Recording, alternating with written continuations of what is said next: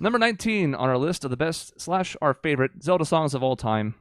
And this was one I was super torn on. At one point, I thought it was going to be in my top 5. It didn't end up quite making it there. I believe it was 6th. It also got a high vote from Nick and a pity vote from Shaun. But to me, even though it's relatively basic, and we talked earlier about how some of the Ocarina songs you could argue were super important in-game, but maybe didn't have the best staying power for listening to outside of it, to me, this was the perfect blend and encapsulates everything that Majora's Mask had to offer.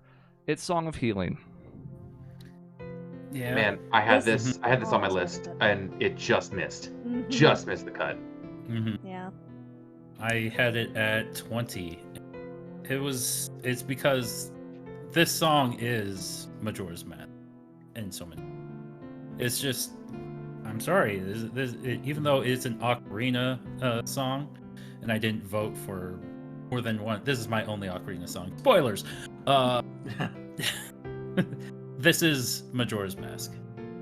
Well, and what's cool is like it starts in Ocarina of Time, right? And then they just like borrow it, and then is it not?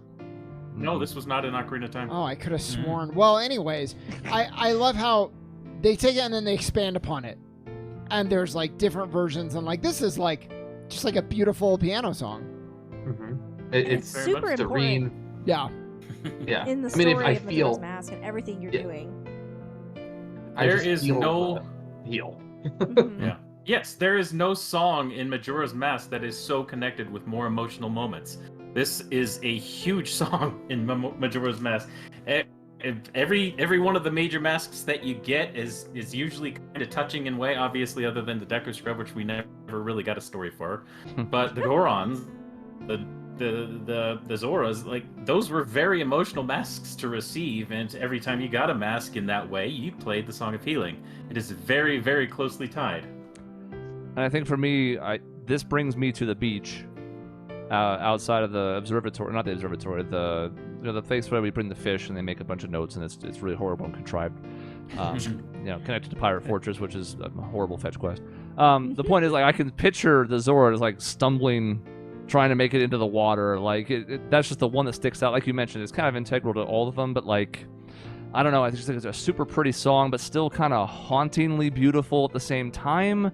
And that's kind of how you describe the whole damn game. Like it's sort of remarkable that in a year and a half they did all of this: the mood, the ambiance, the music, the new setting. Obviously, they had to reuse a lot of assets from Ocarina of Time. We get it, but to put together this good of a game in that type of a time frame is pretty special. I mean, they're doing the same thing now with Breath of the Wild 2, Tears of the Kingdom, and it's taken 6 years. Right. So, yeah, it's pretty incredible.